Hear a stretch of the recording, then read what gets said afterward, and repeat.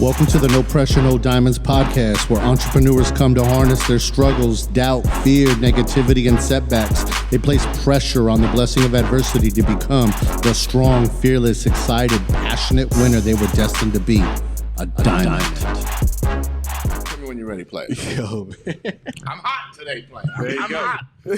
I got something. You better have what I say, your Phil. game here today, player. Hey, what you I better say. tell him to drop that baby off in the parking lot and get his ass in here, because shit's gonna get hot on No Pressure, No Diamonds. There you go. There you go. Good, Yo, good. man. Well, Okay, let's shoot. What am I saying, man? We back, man. We back, man. Once again, No Pressure, No Diamonds, man. It's Alex Rose here, and I got two Titans literally across the table. It's almost like a world. It's like a life match. I ain't gonna say death match, man. It's a life match, man. Making life happen, and we got some. You guys are in store today. But do not forget to like, comment, subscribe to the channel. Check us out on all platforms. Anywhere you can get a podcast, you know where it's at. But man, let's introduce our guest today. And this gentleman is literally one of the most interesting, inspiring, a family man, a businessman, man of God, the level and amount of care that he takes for himself, not for himself, but for his family, for his friends, for his business partners, for his employees. I've seen it live. I've seen it happen. I've literally been in his office. I've been in his building, and seen I've been to his birthday. I've seen literally just the cup runneth over of love in his presence to the people that he's affected in many, many ways. And we're going to be dropping a book here real shortly. I mean, he was telling me it's basically already sold out. You're probably not going to be able to get it when it goes up for sale because it's going to be sold out. So you got to rush to go and get it.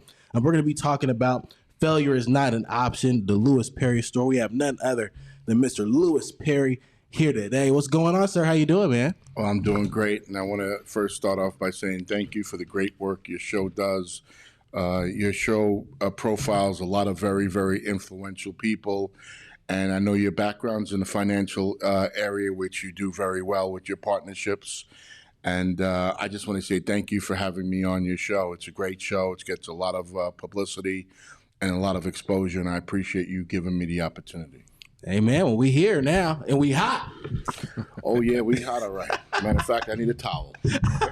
Oh, go ahead. So we'll dive in, and I got a great friend of mine, a partner, and a mentor as well, Mr. Itibari Zulu, here to dive in on the show today with me as well. So he's about to be bringing some heat. He's about to bring some questions and some insight to you today. Well, Lewis, let me say, I ready. know his reputation, and he has a reputation for being a financial wizard. So if he asks me about financial stuff, he's going to have me beat. But if he asks me about anything else, we're going to bring it to him hard. Yo, man, we go in it. So I know the last time we was here, we was talking just about your story, right? And which is very, very important. But what inspired you to write a book? What inspired you to write a book, Lewis? You know, everybody in life has a story to tell. Everybody. It's a different story with everybody, but everybody has a story to tell. But some people have the ability to tell the story and get it out, and some people just unfortunately don't. I had the opportunity to get the story out, so I took advantage of doing it. What inspired me is I have my story to tell, and this is my story. Failure was not an option, is not an option, and I didn't fail. I succeeded, and I'm grateful to God that I was able to do that. It was interesting, and you could jump into whenever you want to. The title, Failure Isn't an Option. Now, where did you come with, so some people don't come with the title before the book, they may come with it after they finish writing the book, and it finally comes to them when they come with the title.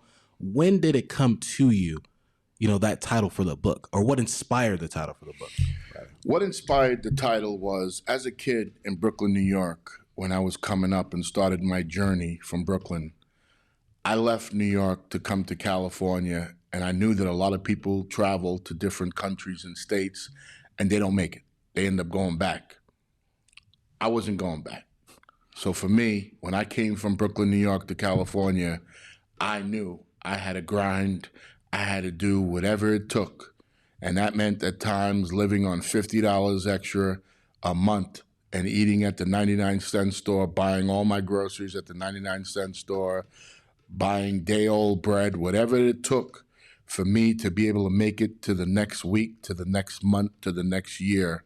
Saving as I grinded, I made it today. 61 years old. I moved out when I was 18 from Brooklyn. I made it. Failure is not an option. It's something that anybody has to put in their head to determine, no matter what, I'm going to give 190, 200, 300, 400% of my soul to get to where I need to be, to maintain a livelihood, to take care of my family, and to live the life I would like to live. And that's why the book was named that. And it was named at 18 years old. Love it. Love it. Yeah, you know, one of the things, and like I tell Alex, I said, you're a unique individual, you know, and memorable for great reasons too, you know. And I think one of the things, one of my first interactions with you that stood out to me was you stayed connected with what the beginning was. Because a lot of times, and maybe you can speak on this, people get lost in what's going on today, but they forget, just like you said, $50, right? You know, and 99-cent store shopping, the bread, I can visualize that, right? I remember 99 cents tacos at Taco Bell.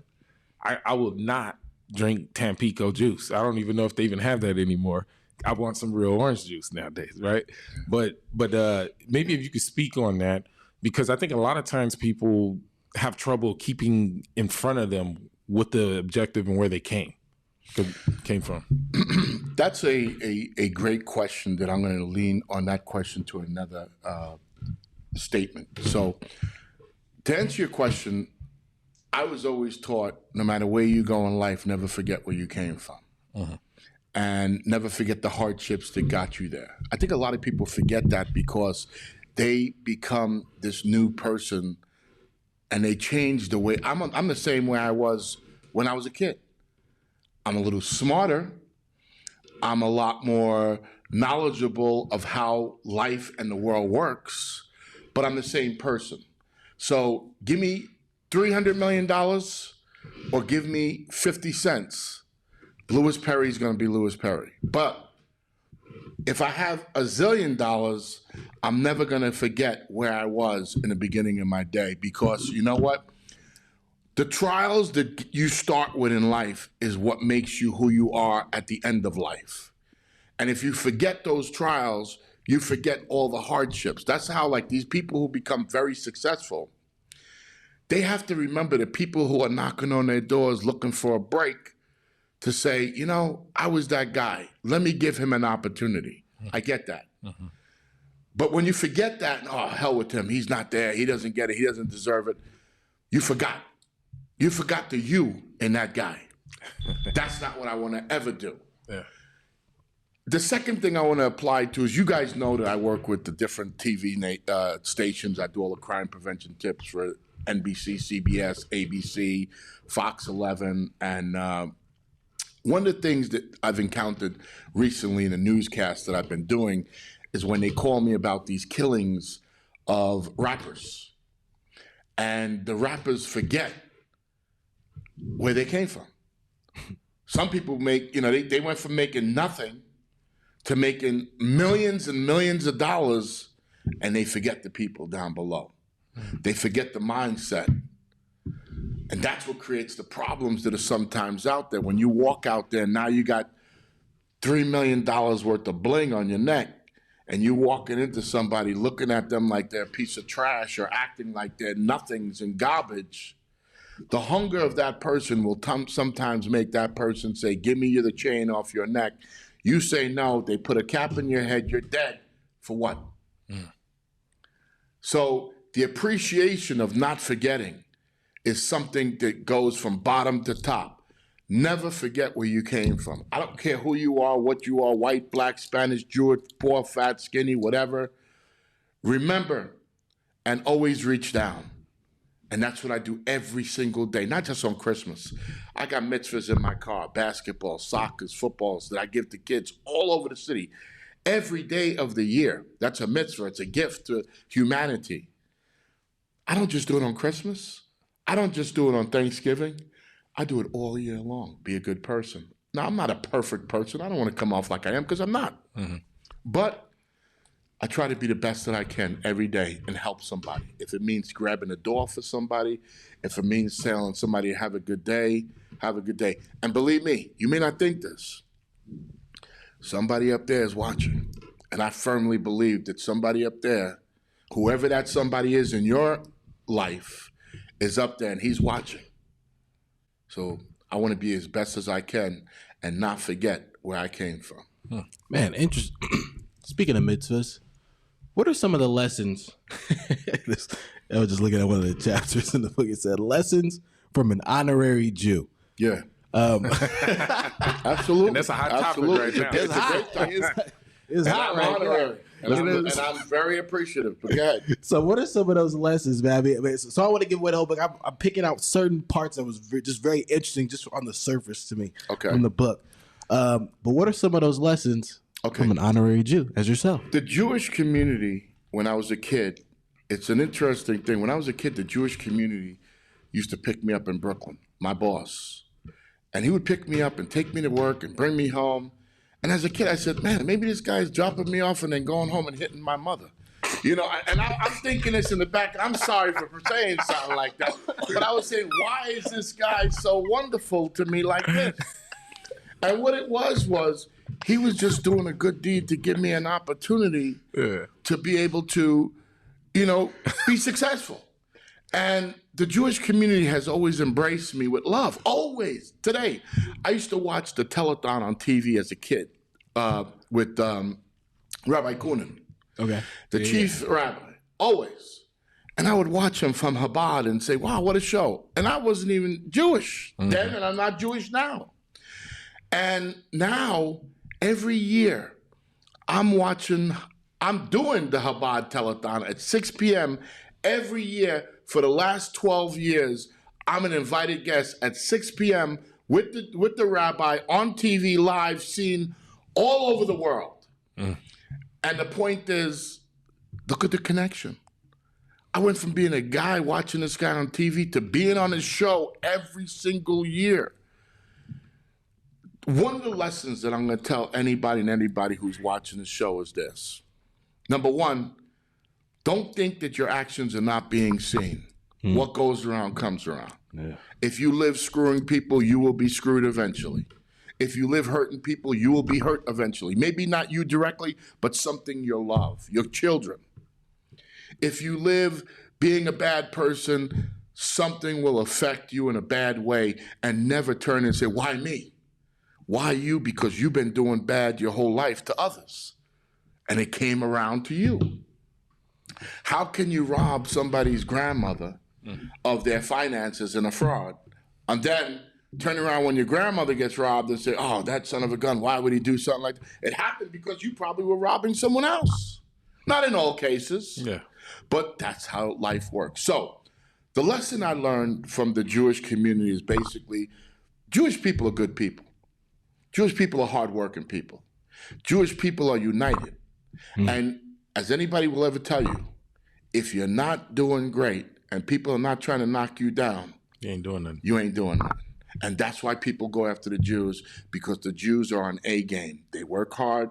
They put in the time. They spend smartly. They do a lot of things that are, not every one of them, but they do things in a wise way, which makes people who don't have, in some case, oh, they're bad. They're the ones that's suppressing the world. They're the ones that doing it. They're not doing anything but working hard. They're getting theirs like you should be getting yours. End of story. That's what I've learned. That's what I share.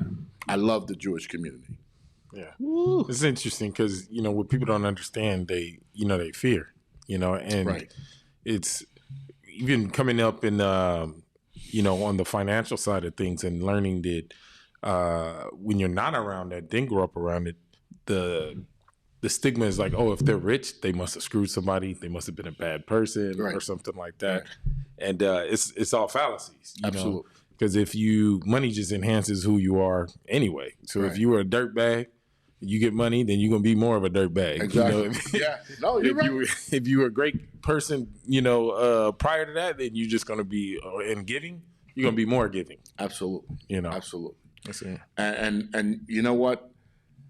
You can see that most people in the world that in a lot of cases have come and done the negativity, not just against Jews, but against blacks and against this one and against that one. They're mostly, if you do the research about these people, they're people who never had anything. Yeah. They're at the lowest level of financials, family gatherings. They're by themselves. So whatever's sold to them, including hate, they buy. Yeah. Because they have no other direction. So what is a hater feed on? Potential opportunities to bring in another hater. And the saying I always was raised with, misery loves company. Yeah. End the story. A thin line between family and business. Okay. Now that's one that I'm sure it affects everybody in this room. Thin line between family. So here's the thing. When I was creating Kadima back in the day, and always, I could be going to dinner with my wife and my kids. Matter of fact, I'm going to give you a specific story. I was having a party in the backyard of my house. There was about 75 people there drinking, eating, having a great time in the back, doing the pool thing, and I get a call. Mr. Perry, this is Dr. Conrad Murray from Michael Jackson. I'm going to dinner in Beverly Hills. I would like you to start your work with me. I said, sir, what time would you like me to start? I'm already at the restaurant. Meet me there. I showered. I put on a suit. I left the party. And I was with Dr. Conrad Murray through the whole trial of the Michael Jackson case. I had to do what I had to do. My wife said, can't you send somebody else? No, he called me. I got to be there and take care of business. And so I did. And that's how my relationship with Michael Jackson, Dr. Conrad Murray started. I was the guy with him that whole time. Interesting. Whoa. Okay. So I apologize. To close it, the part of that is sometimes you have to sacrifice time with your family to accomplish the mission to be able to take care of your family better. You can relate. We all can relate, right? It seems like a catch-22, but I've always learned it's not even so much the quantity, it's like the quality. The quality, absolutely. Because you can have parents that they're around their family and kids all the time. Yes. But there's no memories there. They can't take them anywhere. No. Yeah. And then you got folks where they're engaged when they're around, and and then that's what I've learned by some mentors and stuff too. That the time that you're engaged with them is more important than the duration of time. Exactly. That's very true. Yeah, very true. 100%. You know, it's interesting because, especially you guys have been parents for a while.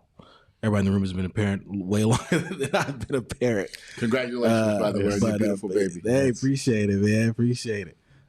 It is new and it is interesting, and it is equals no sleep. But it is. But when we talk about the quality of time, that's everything. The quality of time with their loved ones, people that that are looking to you for guidance. So, the reason why I probably talk to my dad I talk to maybe every other day, at least on the phone. But I spend maybe one day, maybe every couple weeks with him. But when it's me and him, it's literally just me and him hanging out, maybe watching some football, maybe drinking, what I'm saying? Maybe, talking a bunch of crap, because that's what we like to do. But I will never forget that time where it's literally just me and him I'm, grown now, to him, I'm still young Alex now, but now I got kids. So he's like, hey, you're a man now. But, just that time together with him, I will never forget that. Well, what I mean? Let me jump in and say one thing. What is your father's name? Keenan Rose. Mr. Keenan Rose, I could tell you as a parent, no parent could be prouder than producing a good human being in society, and you've done that with Alex. Because Alex is he's a gentleman, he's a scholar, he's a great person, and I'm sure he's going to be a great father. Let me go to fatherhood. When you're a father of substance, which the three of us are, no question, father of substance. The most important thing that comes in your life when you're a good person, period, is the fact that you put your children first to say, I'm going to work as hard as hell to give my kids everything in life that they will need to be able to take the name to a higher place. And that's through love. That's through providing a good family balance with a good wife, which you have, and your mom, and your wife and your mom, and your father and your children, and my wife and my children, to be able to say, I'm here, I've accomplished this, now I want to give you the opportunity to take it to a next level. When I retire, I'm just gonna sit back and watch, which we call the plants you seed is what will grow out of the plant. Sowing those seeds, man.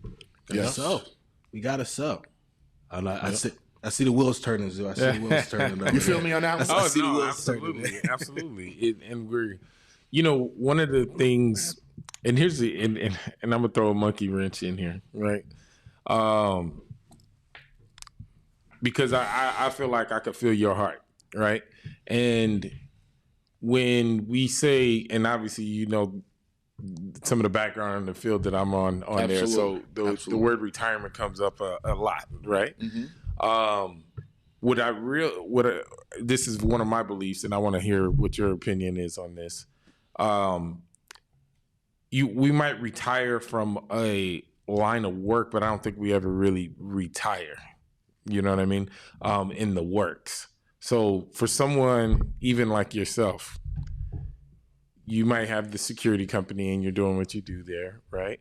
But I don't really see you retiring, because they're always going to see. My belief is that you're going to be just as active when it comes to people, community, and things of that nature, because that's really what I see more of than anything. So more redirecting energy. Well, let me tell you this. I don't see him sitting down chilling.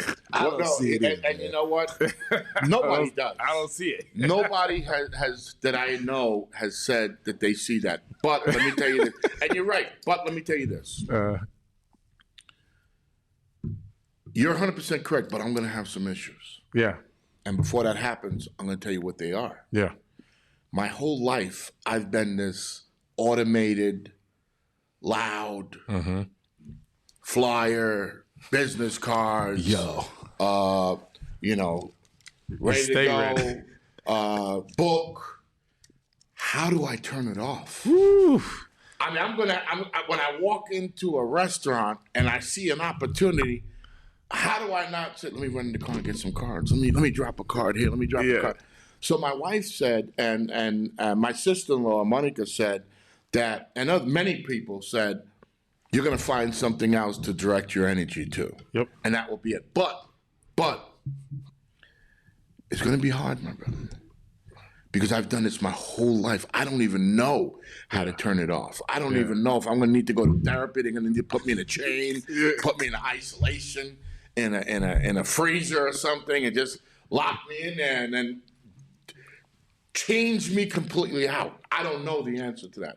But when it comes, I'm going to have to figure it out, because otherwise... Well, you got us to help you with that. Well, I appreciate that. Go ahead. I'll be knocking on the door. Hello? No pressure, no diamonds. Let me in. Yeah. I got a business card to give you. All right, go ahead. I'm sorry. Go ahead. You about to say? Yeah, and this is just what I've seen, because I thought about this too, and because I got in the field that I'm in not to ideally, because I got in my 20s. Yeah. So I'm 41 now. And you still a baby. Go ahead. Yeah. So my thing was, I didn't want to have to work by 40. Right. So I was putting myself in position to where I didn't have to work no more, because that's what I thought was the deal. And the closer I got to that, it was a few years ago, that I realized what the hell are you gonna do? Yeah. Well, you're too young to even think about it. And I know you surpassed the financial end of it, so you just too young. But I don't know what you're gonna do. But if I was 40, I wouldn't be having this conversation with you. 40 years old, you're still a baby. When you get to 61, 60, something like that, then it's ready to talk. But I know you made the money, and you still make the money. So being 40 is really not a conversation to have at 40. I don't think. I may be wrong, but I don't think. Well, I adopted this, that I'm probably going, my energy is shifted in different directions. Okay. But as long as I'm breathing, I'm not going to necessarily stop. I might be operating differently. Yeah. Because there's seasons in life. Yes. Okay. That's what I realized, seasons in life. But what I see, because for myself, I started seeing this, and I think I see it for you. It's because you're a people person. Absolutely.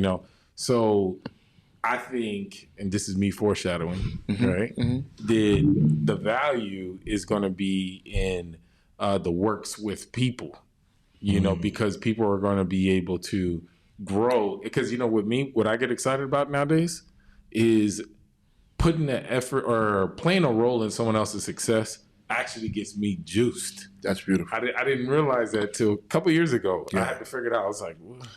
And that's what it is. And I kind of see that same in you. Yeah. To see, because like your boys, I remember when you were describing and talking, with your son and Adam the and Justin. daughter. Yes. And Mirage, yeah. Yeah. And then lit up, when it came to that. And then, going across the world, doing what they're doing and all that stuff. And even, my son plays basketball now. He's only 7, Well, I got a mitzvah in the car for him before we go. So we're going to walk out to my car, and I got a bunch of stuff in the car for you to take home to your children. I appreciate it. Yeah, go ahead. But I was telling a buddy, I actually am more excited to see him play than I am LeBron James. Yeah. You know what I mean? There's more emotion and excitement, because if I go to a Laker game, I enjoy it, but I'm not just standing up the whole time. Yeah, of course. So I realized when you play a role, because I played zero role in LeBron James doing whatever he's doing, but my son, there is. You actually have played a role in what he's doing. Paying for them tickets. Paying for those goddamn expensive tickets and shit. That $30 million contract. Or buying those sneakers he wears. Yeah, you played a role. We played a role. That's true. You may not think you are, but you are. Yeah. You're right. Oh, I know I am. Go ahead, play. But I see that. I see more of the mentoring. I see that aspect, because and I think you were similar on this, that doesn't drain you, that juices you up. Oh, absolutely. Absolutely. Listen, your partner here. Mm-hmm. He talks about you literally like a honorable member of his family whenever he mentions your name. Whenever he brings you up, this. So you already have, and this is just close. Yeah. I can imagine on the outside how people respect you because you've done great financially. You have a name out there. You've done very well. You've built this very successful business. And the time of doing that surrounds you by the people who are saying things about you when you're not even listening, while you're not even there. And you have that in him, because before I met you first, and he was talking about you to me, and when I saw you, I said, wait a minute, this guy was at my house. So I met you first, invited him to my house, you to my house, saw him, we went to lunch, and we knew each other already before he even met. And he was talking about you. Oh, you got to meet my partner this, my partner that, my partner this, my partner that. And I was like, wait a minute. I know he knows how to eat, but does he know how to do business too? so hey, I feel you. Yeah. So you're doing your thing. You making your mark already, and you're too young to retire, brother. Yeah, absolutely. Yeah, no. Nah, man, and we coming up here real quick, man. And I wanted to close out with this last one, man, which is this one, just the title of this is amazing. I'm supposed to happen. So that is such an interesting, that right there. You take that so many ways. Yeah. But when you say I'm supposed to happen, what does that mean to you? Well,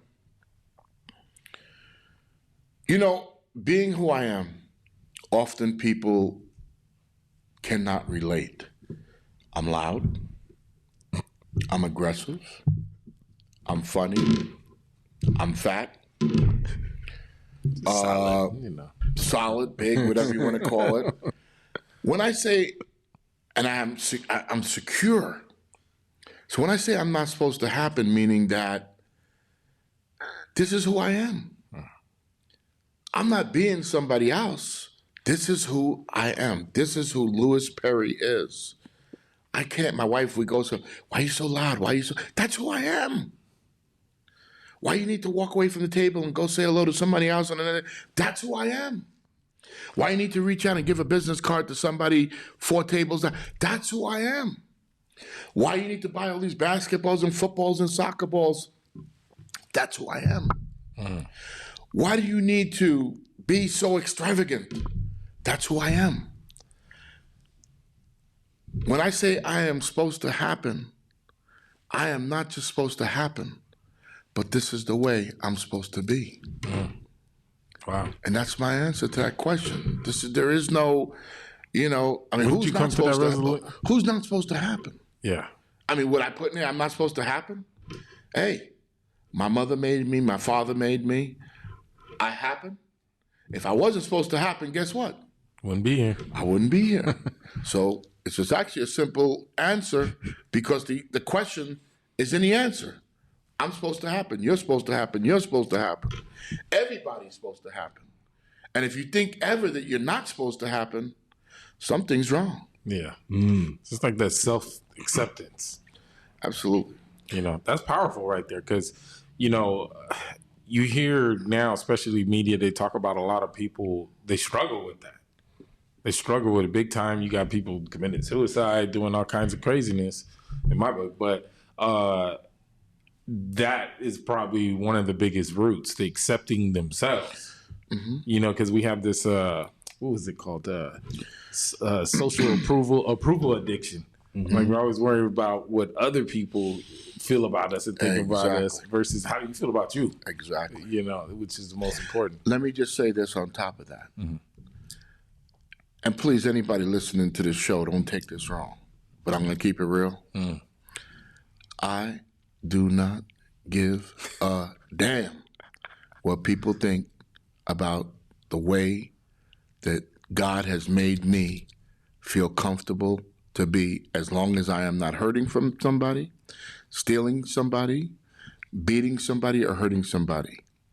My personality is my personality. I'm sorry if it's ever offended you, but this is who I am, and I am supposed to be that way. I love it. Hey, man, you know what? and taking offense is a choice, man. Especially when it, so when people do take offense to really anything, it's a choice that they choose to take offense to something, right? So even if it was intended, people have to have to make that decision to become offended. So that right there really, really just hit me different. Is not being addicted to the approval of others. Not caring about what somebody thinks, about how you go about doing what you do, especially if you're pouring love, care, you're pouring belief into people, you're pouring belief, a lot of times, just to be able to, like, I like to do things so I can pour belief back into myself. You know what I'm saying? So that, I'm supposed to happen, can just literally be just a life mantra.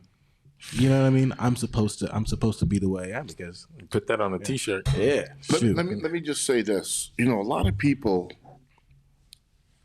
because they can't be successful in your field, the finance field, or they're jealous of the level of success that you have obviously accomplished, right? And you have obviously accomplished, right? Amen. There are going to be people out there, and they're going to come at you, and they're going to, they're going to have the negative eye, the negative look.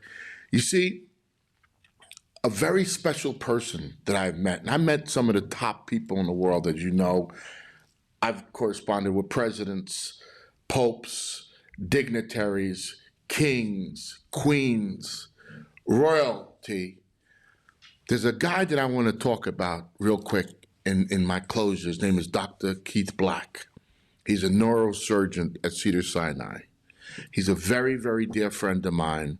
And we talked one day when I was making a transition in my growth. And he said, "Louis, how do you feel?" I said, "I feel good." He said, I'd like you to have, would you like to have a little glass of whiskey with me at the end of the day? I said, well, no, Doc, I'm still working. I got a little more time on the clock. I don't want to do that. But he said, okay, no problem. He said, let me tell you something. When I was going to Michigan State in college, my professor said, don't be a neurosurgeon because it's too hard. And he thought about it. And he said, you know what? What's too hard? I'm smart enough to do this. He became the #1 neurosurgeon in the world. In the world. Dr. Keith Black, who's a very good friend of mine. And I could tell you, that put a light in me to never, ever, not just say what I can do, but not care what other people think about the direction of travel that my life is going to take me in. And that's the most important. I want everybody who's watching this show to know. I am nothing special. I'm just a person that refuses to lose. Failure is not an option. Read my book if you get a chance. Check it out. It'll give you some inspiration. Believe me, I came from the projects of Brooklyn, New York. I know what starting on the bottom is all about. And I tell you, it has been a great journey. I've been blessed. And nobody ever is going to ever give me the mindset that I'm less or I can't do, regardless to the color of my skin, my weight, my size, whatever the situation may be. Nobody's going to ever make me feel less of a man than I am. Awesome. Hey. I like to call that a drop the mic moment right there. I'm telling you, man. But that's, man, what an inspirational message today. I'm excited about this book coming out. When is it? Do we have an official drop date? What do we got? That book is already out and has already sold 700 copies as of right now in 2 weeks. Okay. That book is not expensive. You could pick up, there's a flyer I think you have that shows and tells people where they can get the book, how they can get the book with Amazon. It's very simple. You just go on there and say failure is not an option, the Lewis Perry story on Amazon.com, and you could pick up the book. The book is amazing. It's a great book. I'm going to bring you a free copy. And I'm going to sign it for you guys and drop it off over the next couple of days. However, you can go on Amazon and pick up that book right now. It's ready. It's on the grill, and it's ready. It's ready. It's popping. He said it's on the grill, man. I love it, man. It's on Amazon. Yeah. I'm telling you guys right now, when he says 700 copies, that's literally by him just saying, this is my book and it's coming out. People are already getting it right now. Yep. So please go ahead and get your hardback copy of Failure is Not an Option, the Lewis Perry story. Purchase on Amazon. And I'm just excited because, to be real with you, man, Lewis Perry is no joke. I'm telling you right now. He's sought out by dignitaries, kings, queens, popes. You know what I'm saying? People around the world seek after this dude. I'm telling you. So his story is amazing. You guys gotta get to it. I'm telling you. But man, Zoo, you want to close out with anything, man? No, definitely recommend it. And because here's the thing that I can appreciate. There's a lot of people who put stuff out, but quite frankly, we'll be honest, they're fakers, right? They're just fakers. They want to make the money and get famous off of talking about something versus actually doing it and done it and then telling the story of what they did to get there. So this year I already know because I know you personally. So I already knew your story was amazing beforehand. So to put that, I'm actually impressed because last time I seen you didn't have a book, right? No. So for you to have that shows progression, and then that is a jewel to be able to put that in a book so it lasts generational, right? Far after we're gone, those things are still there in print. I would recommend to, there's some extra work for you though, but the audio version because you got a unique voice. It's already there too. Oh, you got it. Yeah, but I'm not the one. I'm not the one doing the audio. Okay. The audio version is done by a professional at Amazon. Okay. So you could get an audio, or you could get that version. Either one you can get. It's already up there. It's already there. Okay. It's just not my voice. We need to hear your voice. Well, that's gonna cost you a little. Yeah, there you go. That might be a little premium. See, I don't want to put that extra price on you. right? I try to keep the price low. But can I say one last thing? Yeah, of course, of course. In closing, one last thing. There's somebody out there right now watching the show, and they're in between some place that they want to go to, or some place that they want to change. I speak to you and tell you this, don't ever feel that you're the only one going through the situation, especially people who are out there committing suicide, giving up on life, and taking your life. You have no idea the value that you present to people, because sometimes people just don't tell you. Mm-hmm. So if you're having a difficult moment or you're at a place, seek help. Seek somebody you could talk to. There are all kinds of suicidal lines. Unfortunately, I don't have them with me, that are out there that you could call people and talk to them and say, I'm going through this emotional situation. Because when you take your life, you hurt so many people. You hurt your kids. You hurt your mother. You hurt your father, your wife. And everybody goes through something. There's nobody in this world that lives a perfect life that's not going through some form of a situation or another. So I speak to you to tell you that if you're in a place where you're saying, how can I get out of this? How can I do this? I was there. I questioned it once. How am I going to have a good life if I started with nothing? If I have nothing? As long as you know where you want to go in life and where you want to be in life, you can get there just by knowing and taking the steps to make it better. Drugs is not the answer. Alcohol is not the answer. The answer is to take progressive steps to make your life better, to do better. And I promise you, you will see the light. Look me up. If I could talk to you or help you, I got your back. I'm open and available. May I give my number? Of course. My office number is 213-688-3019. My name is Louis Perry. My email is lperry@kadima, Kadima, security.com. Don't give up. Stay in the fight. And once you succeed, remember, always look back and help another person up. Doesn't matter race, creed, religion, sexual preference. Help somebody else up, because your life will be even more rewarded. God bless you. God bless your family. I hope 2023 is a great year for you and your family and friends. I love you. We love you. The world loves you. Stay in the fight. Thank you. Hey, amen. Amen to that. And just remember, you guys, go ahead, like, comment, subscribe. Log into the Patreon as well. We do have a Patreon now. So go ahead and log in to that at mpnd/Patreon. And just remember, failure is not an option. So without no further ado, no pressure, no diamonds. Let's get it. We appreciate you sticking with us to the end. And if you did, we know that you enjoyed that episode. Because you enjoyed that episode, we're going to ask that you like, comment, subscribe, and share this episode with a friend. By the way, take a look at the website at npndpodcast.com. You're going to find all of our previously recorded episodes, all up and coming episodes, clips, and there's a ton of great stuff there. That's npndpodcast.com. Take a look at that, and then we'll catch you on the next one.